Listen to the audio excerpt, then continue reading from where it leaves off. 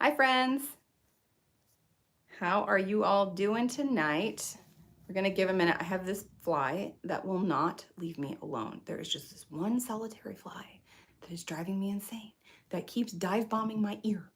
So if you see me start swatting, that's what it's from. All right, okay. I know in the community tab I talked about salves, but I made a big mistake tonight. My husband is on call, so he works in construction, specifically with utilities, and he has on-call hours where he has to respond within 2 hours. So I cannot get into a project in case I have to cut this short.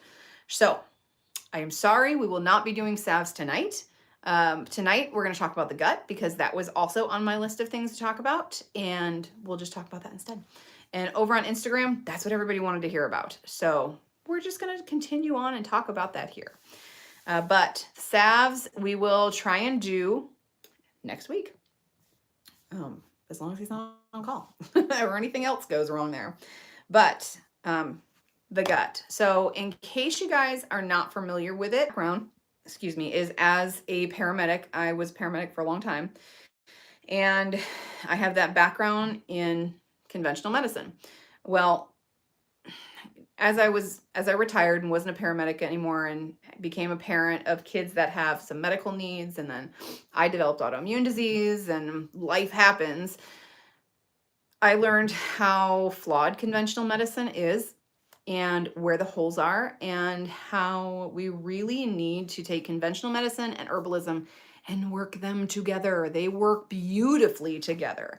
So a lot of the things that I share about, and things I put in this course too, um, they they talk about both things. Like when you need to like dive into conventional medicine with something, or when you need to lean on herbalism, and how to use both, how to use, maybe conventional pharmaceuticals. Like that's what I do for my autoimmune disease. I take Humira, I take prednisone when need be, and I also have a pretty tight herbal protocol. And without either one of those, I would not be great. I would not be in a good way. So those together really complement each other so well. And I am able to take my Humira and thrive on that, and then not experience any of the side effects because my herbs take care of that. So it works no differently in the gut. What is different is the amount of herbs that there are that benefit the gut. I cannot memorize them all. There are so many of them. And unfortunately, there's no real way to be like, hey, you've got this going on, you need to take this herb. There's so many of them. And oftentimes, the combination of these herbs and their properties, like one will be a key herb and one will be a supporting herb. And those working together is what gives you the best benefit. So the first thing I want to do is share a book, and I've shared this book many times over. If you want to see a list of lots, I gotta take a sip of water here. If you want to see a list of all of the books that I love, that I reference, and I really need to do a new video on this because there's more now. This book here, The Modern Herbal Dispensatory, fabulous book. Love this book. I use it daily. You can tell it's very well loved here. And it's absolutely, it's got a lot of the basic herbs that you're familiar with, just single herbs. Like that's all the herb stuff. This is all like how to use them and stuff. And it's got recipes in there and stuff too. And I reference this so frequently, so of course I'm going to recommend it. So herbs that I want to start talking about. So if you're coming over from Instagram, we started talking about this already over there. So some of the things that you're going to hear are probably going to be on repeat a little bit, but then I want to dive in more because we're here longer, so we can do that. The first herb I want to talk about is catnip. So it is the same catnip that your cats go crazy over. The properties, I'm going to read the properties from you. I'm going to reference this book because I cannot remember everything. So catnip has aromatic, which means it smells, got a really, really rich smell, like it's very strong. Carminative, which means it expels gas. Diaphoretic, which means it induces sweating. It's a nervine, which means it helps calm the nerves, and it's a sedative, which is a sedative. So catnip is really good for if you have any kind of spasmodic disorder like IBS. It's really, really good specifically for IBS. And it is really good as a tea, but it's even better and faster acting as a tincture. But you have to, in order to make it a tincture to be effective and have that antispasmodic properties in there, it has to be tinctured with fresh catnip. If you use it dry, you're not capturing all of the water-soluble properties.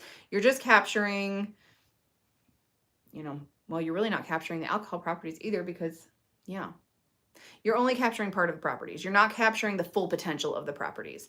And that antispasmodic property just does not transfer to a dehydrated herb. So you will lose that if you're just using it as a dried herb in a tea. If you don't grow catnip yourself, grow it. It's really easy. We have it all over our farm. And there are cats there. They're not our cats. They're just random cats that have adopted our farm. Lucky to have them. Happy to have them. They never bother the catnip. Never. Now, if I bring it home to our domestic cats, one could not be bothered with it. Another one goes nuts. So it really just depends on the cat. There are some different forms of catnip also. This is why we go by the Latin name. So there we go. See, the Latin name is what you always want to go by when you are trying to identify an herb. So with catnip, if you are going to make it as a tincture, you need to have fresh catnip to be able to get the full benefit of it. Now, if I'm using it for an IBS situation, I do have a child that does have it, and when he gets really severe spasms. So when he is having that, I combine it. I made a blended tincture, which if you're new here and you haven't heard me talk about tincture making, I always make a tincture with individual herbs and then blend. Because if you are going to make a blended tincture, meaning like take some chamomile, take some catnip, put it in a jar together, and then add the vodka, you don't know, like you're correct. It's a lot harder, I should say, to gauge the right dose of how much catnip is going to be in there, how much chamomile is going to be in there. And if you have a reaction to something or something's just not working well, you can't tell which is which. So it's better to make a tincture of chamomile, make a tincture of catnip, try them individually, and then put them together so that you're familiar with how your body's going to work and what dosage you need of what herbs, and then you can blend them together. But when my son is having an IBS attack, I give him both. I give him both because they both kind of have that nervine property where they help calm you. The chamomile, hang on, let me go into chamomile. Okay, the chamomile has more of that antispasmodic property also. And he really has, especially in kids that have IBS issues, they get really anxious and really stressed, and catnip is really, really good for calming like your stressed out stomach. Okay, if you have like a nervous stomach, like if you're nervous, like say you got a job interview and you get really nervous and your stomach starts hurting, or you have if you have IBS and it's very reactive to your stress, like if you get stressed out, all of a sudden you start getting diarrhea, that helps calm you down. That helps calm your gut. That's with the catnip. The chamomile, really, it's like a supportive herb. It's also like a key herb. It's also an active herb because they've got very similar benefits, but that blend together works really, really well. Is getting a hot flash when you have to pee or poop a thing? Asked many doctors in the past 9-ish years and they think I'm nuts. Well, maybe I am, just wondering. Okay. Yeah. I mean, okay, so your hormones, when you're getting hot flashes and you're premenopausal, which I want to explain because a staggering amount of women do not know this. Premenopause is the entire time of going through menopause. You're going through menopause on one day. The day you hit 12 months without a period, that's the day you go through menopause. Every day before that, you are premenopausal. Every day after that, you are postmenopausal. Menopause, 1 day. That's it. So once you hit 12 months with no period, congratulations. You have gone through the hardest part. So the premenopause is from the time you're about 35 up until the day you hit that 12-month mark. Your hormones affect your gut. If you have, during like your cycle, if you notice that you have a lot of stomach upset during that, that absolutely your hot flashes can kick in when you've got that going on. Everybody's different, and the doctors don't understand how hormones feel, especially if they're male. They don't get it because they don't feel it. There's nothing necessarily wrong with that doctor. They don't understand. They don't know it. They don't experience it. So it's totally a thing. Absolutely. That could totally be a thing.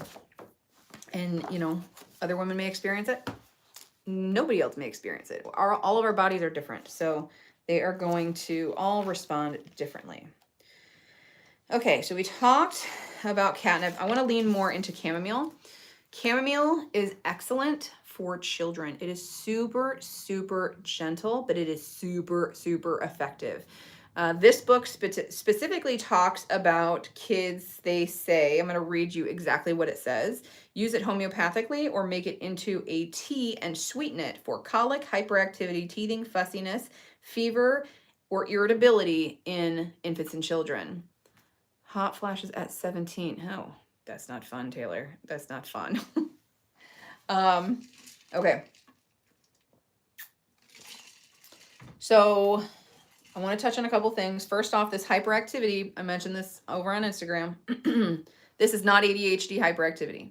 ADHD hyperactivity is a totally different thing. It takes place in the mind, and the body just kind of like it's your insight to what is actually going on in the mind. Okay. I have ADHD. I have 2 children with ADHD. I know what I'm talking about here. Okay. Chamomile does not calm that. That is a mental thing. It is not a physical thing.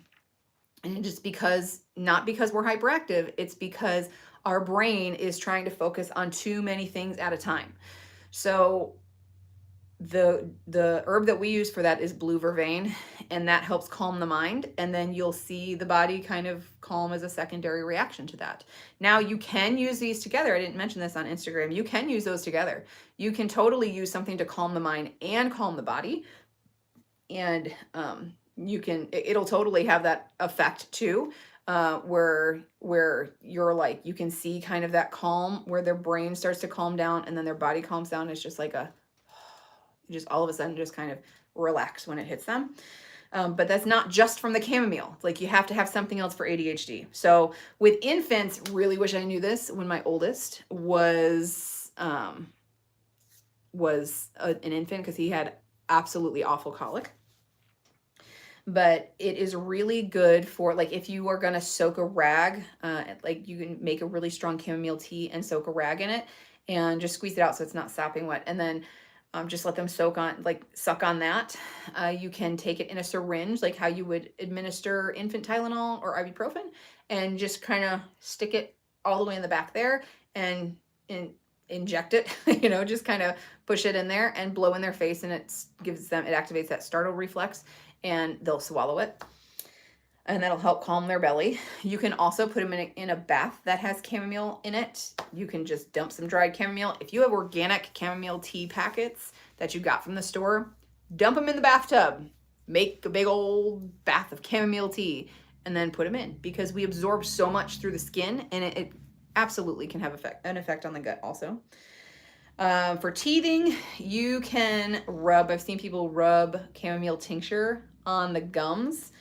The alcohol helps kind of with the numbing also. Again, the amount of alcohol that would be going into your baby system is like nil, like practically nothing. Fever and irritability. So for fever, chamomile and yarrow together is like the best there. Irritability, we talked about. So there you go. So that is chamomile. I want to go over to dandelion, because I think dandelion root is probably one of the most popular uses for the gut, or herbs that people will go to for the gut. Dandelion root. So dandelion leaf on itself is mostly, or by itself, is mostly used for, excuse me, let's have some more water, huh? Okay. Dandelion leaf by itself still has awesome benefits. It is, very nutritive. It is an alternative, which means it's like a blood purifier, really good for your liver. So that's where dandelion is excellent for your gut, is in the liver. But the dandelion root is a digestive tonic on its own, and it's a bitter herb. So bitter herbs help overall with good gut health and gut support and helping everything function as it should. But dandelion specifically, like I was saying, is really good for the liver and the gallbladder. It is a hepatoprotective. It's a, if I can say this word today, cholagogue, which chola is the gallbladder. And I mentioned before, did I mention on here? I think I mentioned it on Instagram, where if you are having an issue with your gallbladder, the issue is not your gallbladder, it's your liver. The gallbladder does what the liver tells it to do. So the gallbladder makes the things and sends it over to the gallbladder. Wait, did I say that wrong? The liver makes all the things, sends it over to the gallbladder, and the gallbladder is in charge of putting it where it needs to go, dumping it into the intestines for digestion. Okay, the diuretic property. So a diuretic will pull fluid. So it helps to, if you're bloated, and it's a lot of fluid from whatever. It can be from poor diet, it can be from illness, it can be from injury. We retain fluid for a multitude of reasons, but it's going to help pull the fluid from the places we're retaining it and put it back into the cells and let it flush through your system as it should. So that is what a diuretic does. If you have, I do want to make a note, if you have any kind of kidney disease, you want to be really, really careful with any herb that has diuretic properties. So there's no actual warning on them. And this is where like really educating yourself is so, so important. So like if you look at this book, and I love this book and I trust this book, but it doesn't know everything. Warnings, no known warnings. But it is also a diuretic. If you have kidney disease, kidney failure, if your kidneys are sluggish, I wouldn't even do it. So if you're diabetic and you're one of a couple of the, let's see if I can remember, BUN and your creatinine, if those are off, that means your kidneys, there's something going on with your kidneys. And they check these levels with diabetics all the time. It's part of your regular blood work. It's part of your, is it part of the metabolic panel? I think. So they'll check your kidneys regularly. And if you have something off, if they say, well, it's on like the high end of normal, but you're still within the normal range, that's still off. So I would really watch it with any kind of diuretic herb. I personally wouldn't even take a diuretic herb at that point in time. Something is on me. And I would go another route. There's plenty of other gut herbs that you can use. But what happens is when you've got fluid, and what we call edema in the medical world, in other places of your body, and you take a diuretic herb, a diuretic pill like Lasix or your water pills or anything like that, you are putting that fluid back into your cells for it to go back through your body, like I explained, but that hits your kidneys. And now you have a fluid overload happening to your kidneys, and that puts more stress on your kidneys. So if you have got anything going on with your kidneys, you need to really work with your doctor to figure out if taking something like dandelion, goldenrod is another one, if that's something that you can do. Okay. If you guys have any questions about any herb in particular, feel free to throw it in the comments. If there's anything that you want to talk about privately, you can feel free to message me.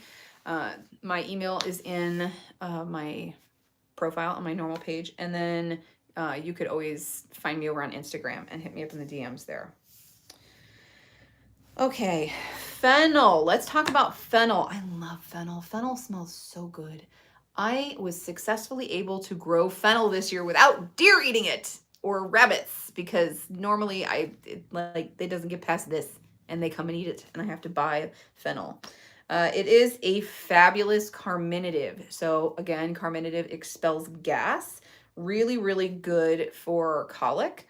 Let's see what they have to say about this. Indigestion and diarrhea in young children and infants is really, really good. So if you had a combination of fennel and chamomile with young kids, that would be a really good option for them. Again, try them one at a time to see how they react. And then you can use them together. Do you have doctors that listen to you when it comes to herbal medicine? I do. I do, because I make them. So when I call it interviewing a new doctor, I go into my appointment and I say, hey, this is what I've got going on. And they start talking about, well, there's this and there's this. And I say, okay, here's the deal. I'm an herbalist and I have an herbal protocol. I am absolutely open to anything that you're saying, tests, scans, blood work, medications. I'm open to it all.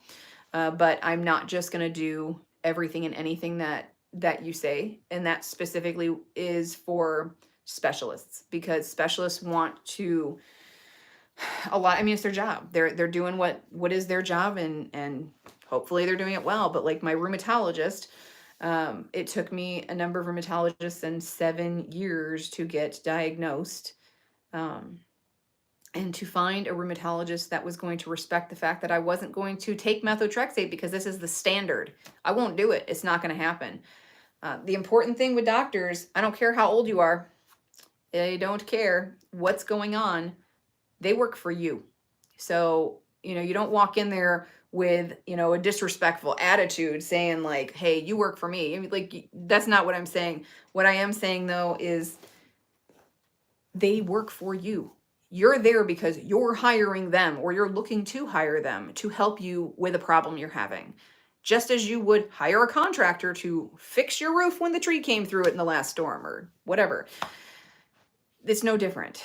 So you need to make them aware that you have an alternative way of healing, and you need help with that. And you need to make them aware too that you want to use herbalism with allopathy, or you can just say conventional medicine, because not all mainstream doctors are familiar with the term allopathy.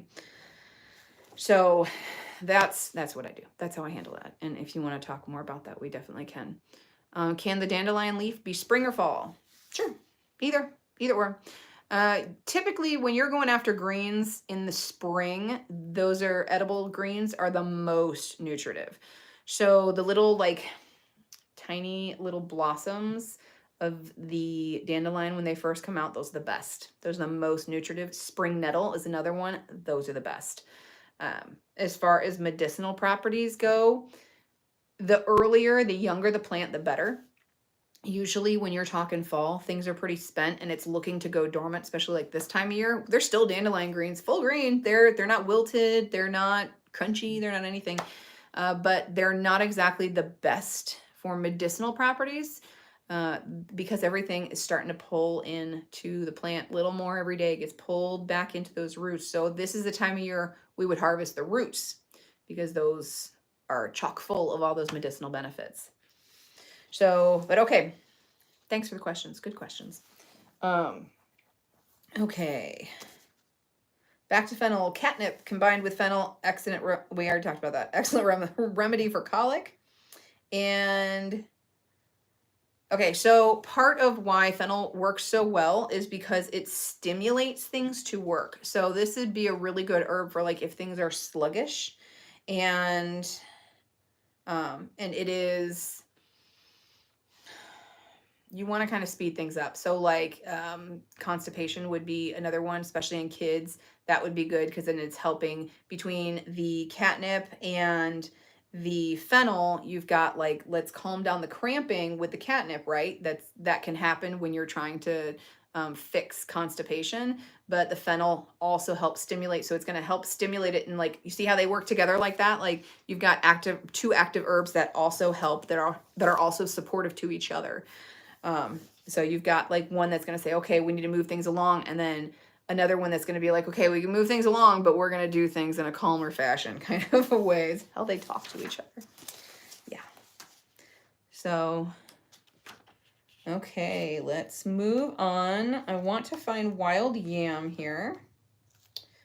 Wild yam is another awesome one. I'm going to be mindful of time here. Wild yam. And then I'm going to talk about something specific that to our family that we had happen that taught me a lot. Wild yam has analgesic properties, which is like helps with pain, anti-inflammatory and antispasmodic. So this is going to lead us into this because this is an herb that now my oldest takes daily. It is a very, very helpful herb for like if you're having digestive issues and you're just like constantly, your gut just constantly feels like it's being tied in knots. This is a really good herb, really, really good herb for you. You want to watch the amount that you're taking. You don't want to overdose on this because it can cause more unnecessary GI symptoms. It can cause a lot of nausea, vomiting, diarrhea, cramping, and you don't want that. And I think with virtually all herbs, I mean, there's a lot of herbs that they're just like, yeah, you can take them. Take them. It's fine. It's fine. Like, what's like the tonics, like, you know, mullein is one for respiratory, dandelion tonic for like the greens. You can take the greens. But if you have too much of anything, can you guys hear the train? You probably can if I don't talk. But we're like blocks away from the train. I live right next to the train. So if we were doing a live at my house instead of my parents' house, it'd be very, very loud. Just wondering if you can hear it. Okay. I forgot where it was. Okay. Valuable antispasmodic and anti-inflammatory remedy. So, okay, Robin, how you were talking about having the pain when you have to go to the, or having hot flashes when you have to go to the bathroom. And I mentioned having pain, like increased pain and inflammation during your cycle when you have to go to the bathroom. This is a good herb for that because it's also very helpful, like any inflammation that happens in the gut during menstrual cycles. This is a fabulous herb to take. So if you notice like, okay, PMS week, or if it's, you know, a couple days before your cycle, even if you don't have any symptoms, just start taking it. If you start taking wild yam supplement, which you can do in capsule forms, totally fine. You can do it in tincture form. You can do it in tea, but it is a root, so you're not taking it in normal infusion. Like you're not going, okay, let me boil my water and then I put my wild yam in. You need to do it as a decoction. And for herbs that are roots or thick, dense berries, blossoms that are super dense like spilanthes, which I would probably not drink as a tea.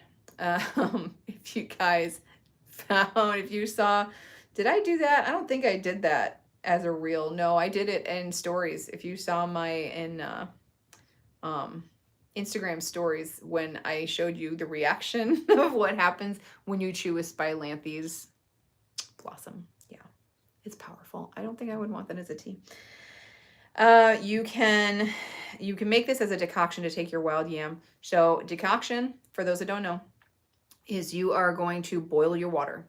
Get a good rolling boil in, then you put the amount of herb in that you need to make your cup of tea.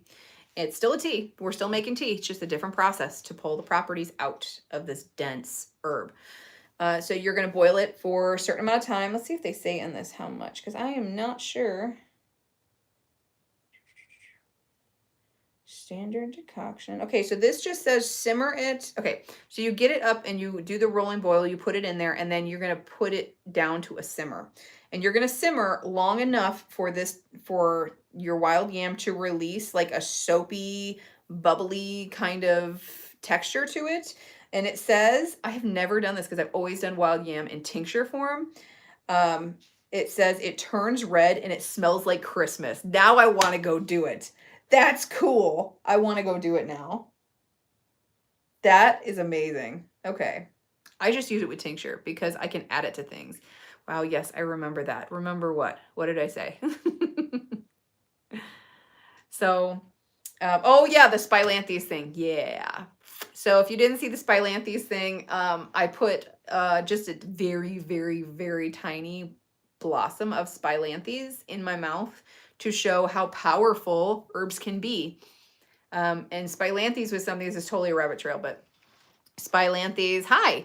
Spilanthes is super, super strong. So I had, during COVID, I couldn't get to the dentist. They were all closed, and what was a little cavity turned into a big cavity, which turned into me eventually needing a root canal. And this could have, I harvested sweet mint and lemon balm today. Awesome. I could have, it could have abscessed. So this like saved my butt. So I chewed on the Spilanthes on Instagram, and it produces a massive amount of saliva. Like it's just coming. It's just coming. It's constantly coming. It was, my kids thought it was hysterical because I've done it to them. And because, yeah, I'm that mom. I'm like, hey, you want to see what this can do?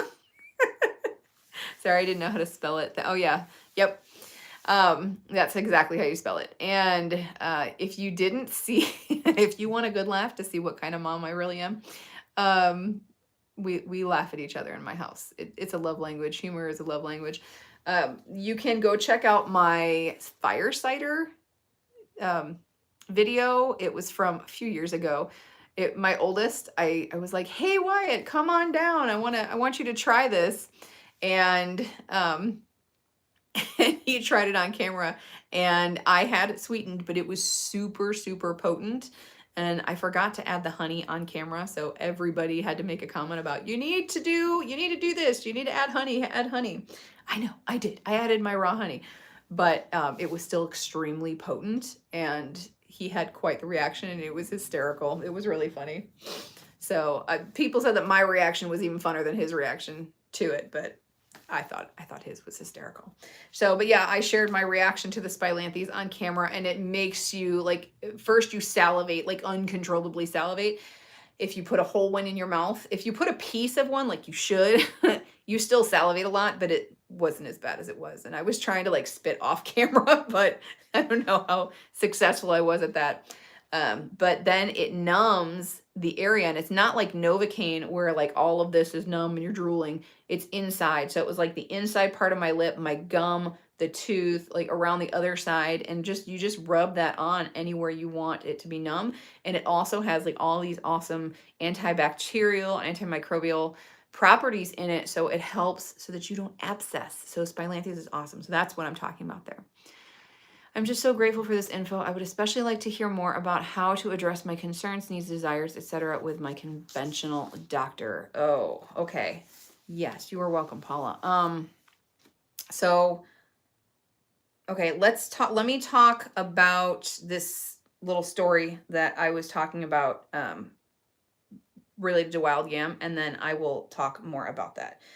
Okay, so in 2021, my oldest and I, well, my whole family got hit with E. coli and cryptosporidium. Cryptosporidium is a really nasty parasite. It's zoonotic, so we know we got it from an animal.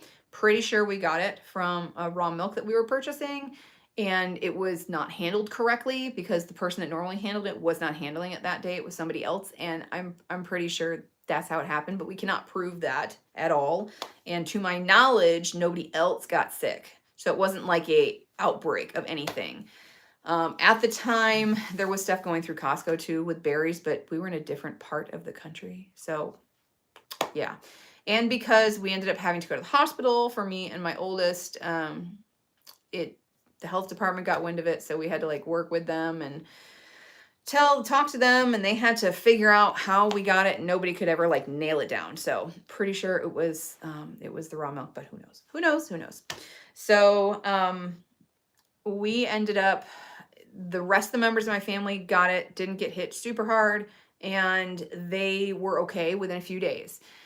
Me and my oldest though were pretty bad. I ended up buying a day in the hospital, and because my autoimmune disease, which I'm pretty sure is why I got so sick, then they gave me antiparasitics, and I was okay, and we moved on with life. But he ended up severely ill, and he still kind of deals with some side effects to this day. But as long as he stays on his herbal protocol, he's okay. But there was a long period of time, and I mean long, like over a year, well over a year, that he didn't have a life. He was just completely debilitated with pain, and he couldn't, like, we had to put off driver's license stuff, and that was partially due to COVID too, but there were driver's license issues. It triggered other things in him. Um, Leaving the house was a problem. Eating anything other than like 5 foods was impossible. And it was really, really, really hard for him. And you can imagine as a teenager going through something like that, um, it like takes a toll on mental health, and you can't help them, because at that point in time he's trying to get ready to go to college and do all this stuff, and he just thinks that he's not going to be able to do anything. So it was a really, really hard time. So we went through all the doctors, we did all the specialist things, and in his situation, they did an endoscopy, they did a colonoscopy, and they're like, well, we don't see anything, so it's IBS and probably anxiety. I forgot to mention that on Instagram. They tried to blame it on anxiety because, excuse me, he does have an anxiety background history. So they tried to blame it on that. This mom does not handle that. I do not accept that. So that's when it's time to go to a different doctor, and that'll lead us into what we're going to talk about there, Paula. So we ended up finding a naturopath and good herbalist to kind of work with that have been doing this for decades, and got a lot of good information about so many more gut herbs that I was familiar with, because I am just now starting to learn about Ayurvedic medicine and Chinese herbs and things like that. So that kind of opened a whole new world to me, and I was like, oh, I need to dive into that, but we're going to focus on this first. So talking to them, there were just some daily practices and some dietary changes that we made, and we really dove into the herbs. And I'm going to share, oh man, I got out of it. Okay. Hang on. Liver, gallbladder, ingredients. There is a supplement called, is it Christopher's or Dr. Christopher's? I'm not sure, but it's a red and white bottle. It's got barberry, wild yam root, cramp bark, fennel seed, ginger root, catnip, and peppermint in it. So most of those are things that we talked about. So the combination of those herbs for him is what does it for him to help clear his liver and his gallbladder. So nobody ever said, because he was a kid, because he was 15, 16, 17 years old, they weren't going to say, hey, let's just take out that gallbladder. Nobody once ever said that, which I'm very thankful, because mama would have had to fight some people. But the whole consensus was basically that he didn't have stones. He had sludge going through his gallbladder. So with his liver, of course, I mentioned, when you have that going on in your gallbladder, it's not your gallbladder's problem, it's your liver's problem. So I was like, okay, there's something going on in that liver. We have to clear that out. So this combination of herbs, in addition to prebiotics, probiotics, and digestive enzymes, is the magic combination for him, and he can live a normal life. It took probably 6 months of being on that strict protocol and figuring out the diet to accompany that protocol that really gave him good control. And now he's away at college and he's doing way better. He still has bad days, but he's doing way better. And I think he's always going to kind of have a weak stomach, and that's just, he's going to have that underlying thing that he's going to have to deal with, but he can live a normal life, and he's in a much better place now. So very, very grateful for that. And there was no way that conventional medicine, that allopathy, was going to be able to do that on its own. There was just no way. Also, there was probably no way herbalism was going to do it totally on its own. On its own. There was probably no way that it was going to get him over the hump as fast, because there were he was taking some pharmaceutical stuff to help with cramping and pain and things like that. So the combination of things helped him kind of get his life back and get to a place where you know, as a young person dealing with something like this, not being able to see that, hey, this is not going to last forever. There's going to be an end point. We just got to do some detective work and figure this crap out. They're both of them together is what really helped him. And that's why I talk about that stuff, like between what I've experienced and what he's experienced. And, you know, my husband experiences on a regular basis just with his allergies and migraines and stuff that he suffers with. Having the combination of things is what has really helped our family get to a point where we're not really suffering with the things that we individually struggle with. So, okay, so talking more about what Paula had mentioned about how to address your concerns, needs, and desires and things with your conventional doctor. Okay, I need to get a sip of water for this one. Okay. All right, so I mentioned that you need to walk into your doctor like you are interviewing them, because it's true. Well, we have 5 minutes left. Okay, this is a great thing to end on. That's true. You are walking into your doctor and saying, hey, I am having this issue.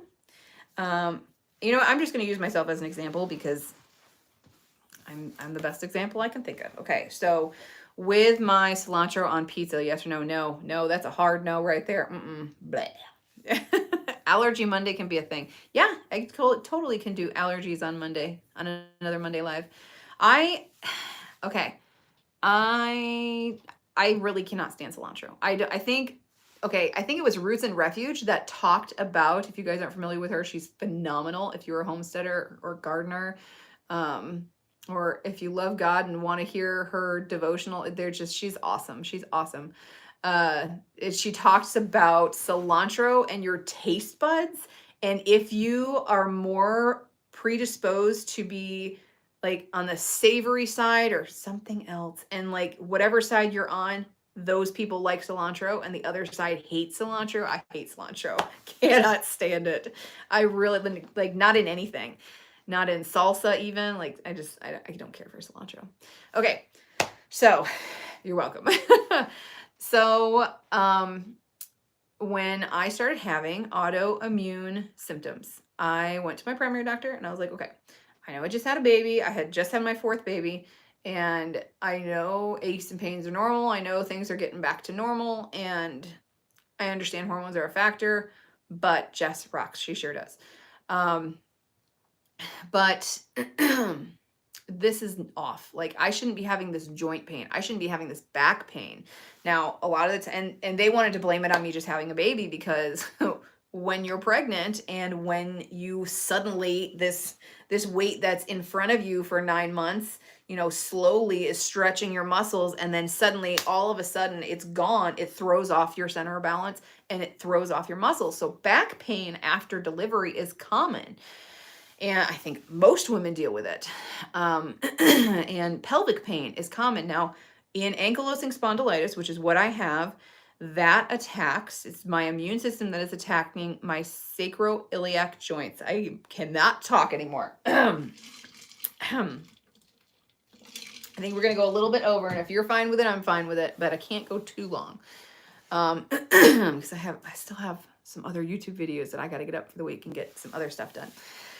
So it's like your sacroiliac joints is where your spine connects to your pelvis. My phone just did something really weird. Okay, can you guys still hear me? Let me know if you can still hear me, because my phone is like, wait a minute. Oh my gosh. I have an Apple Watch.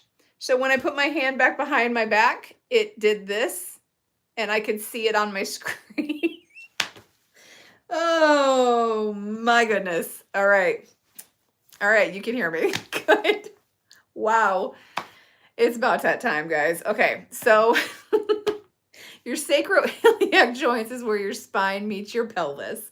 Okay, and that's where they they don't fuse together. In ankylosing spondylitis, your back's trying to fuse. Like, your spine is trying to fuse. It like destroys all that cartilage in there, and then your vertebrae, which is normally like one on top of the other on top of the other, nice and smooth. The edges, well, okay, all right. The edges of your bone start, you kind of start getting bone spurs, and then they fuse together, and then you get eventually what's called bamboo spine. That's what you're trying to prevent with AS. So it's usually pretty easy to diagnose because you have, by the time you get to what is called fusion, it's a lot of pain. It's a lot of like disfigurement in some people. You can very clearly see it on x-rays. There's blood work that shows. Well, I am what is called seronegative, and I swear this is all pertinent, so stick with me for a second. I am what they call non-radiographic and seronegative. Non-radiographic means it is not visible on x-ray or MRI or anything, okay? You cannot see it. And seronegative means all of my blood work are totally normal. I don't have the HLA-B27 gene is negative. So that is usually the marker that is positive for people with AS, but a very small percentage of people that have AS are actually positive for that.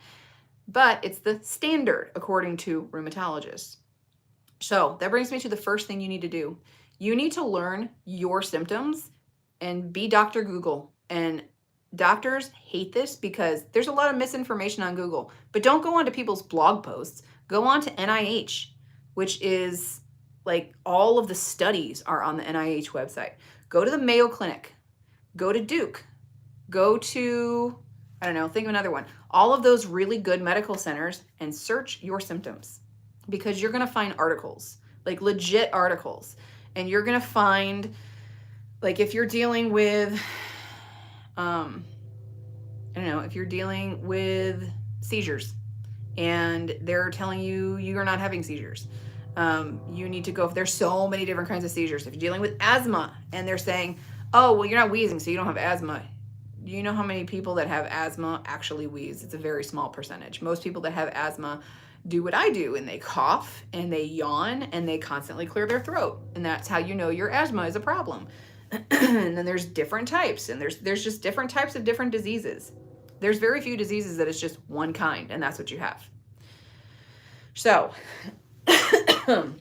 you need to do your own research on your own symptoms so that you are arming yourself with knowledge, okay? Because that's what this is. This is like a war, and you need to arm yourself with something, and it is knowledge. If you walk in there and you're slinging medical terminology, they're going to be like, oh, she knows what she's talking about. Okay. All right. Well, we need to take this seriously because maybe you have a medical background. Maybe you don't. It doesn't really matter. Sometimes they'll ask you, do you have a medical background? Are you a nurse?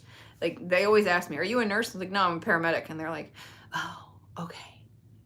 All right. And then they'll start talking to me with more respect. And unfortunately, that's a thing. Like, they will tell you, they will talk to you differently if they know you're medical. If they know you're non-medical, they can get away with more stuff. And I hate to say it this way because I do not think that this is the majority of healthcare. And especially in this kind of niche where we're talking about more holistic things, I think people will automatically go to medicine is bad, medicine is evil. They're out to make money from big pharma. And I can promise you that's not true. Do they get kickbacks for things? In certain things, yes.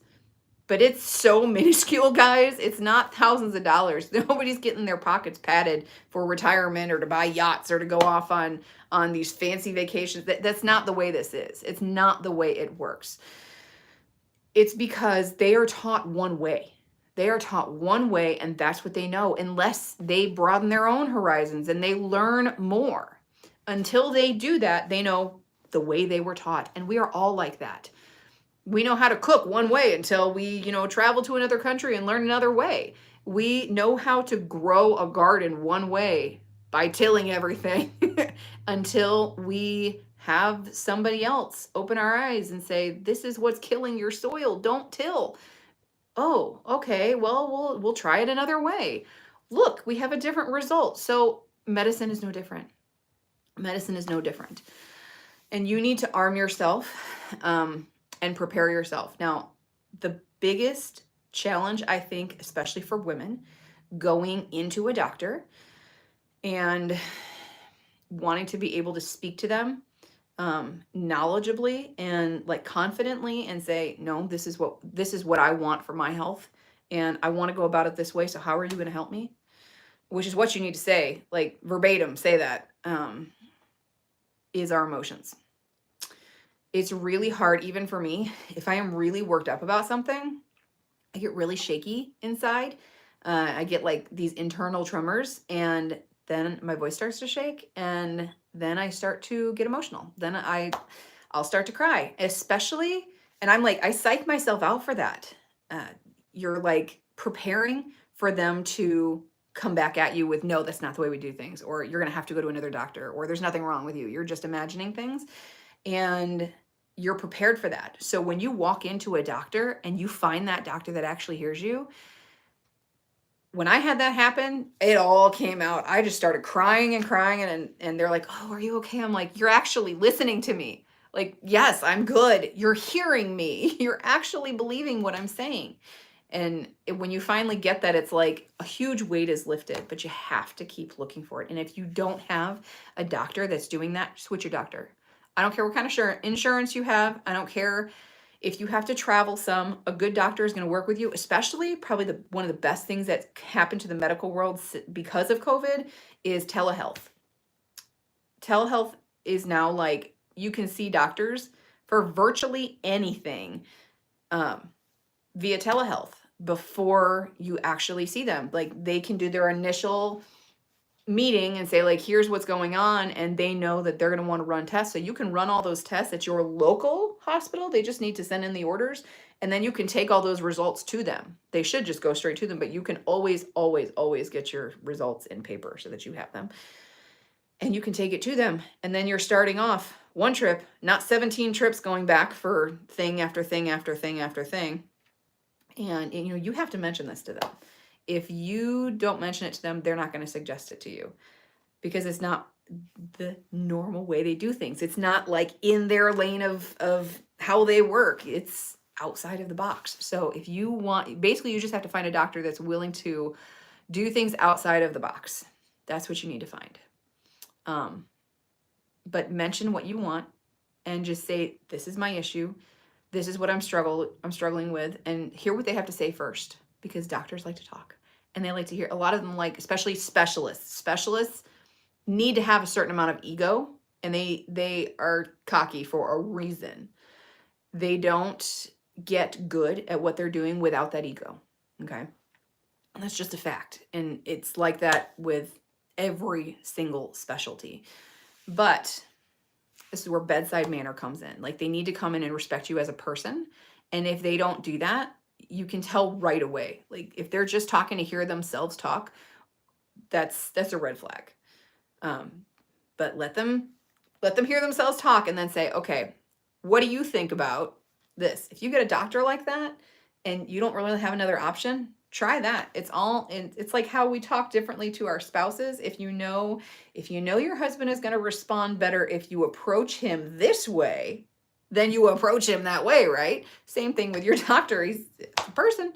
So you might need just a different approach. So you can always change your approach and say, okay, this guy likes to hear himself talk. He's really full of himself. He thinks he knows everything. Okay. So let's say, what do you think about this disease? What do you think about rheumatoid arthritis? I'm a little concerned that this could be a possibility because I have blah, blah, blah, blah, blah. Excuse me. And he'll say, no, I don't think that because of this. Or you can ask him, why don't you think that? And if you don't agree with him, then you can say, I would really like to rule it out with some testing. And if you rule it out together, you rule it out together. That's what you need to do. Every single step of trying to find a diagnosis with what's going on, or trying to find a treatment with what's going on, you need to do together.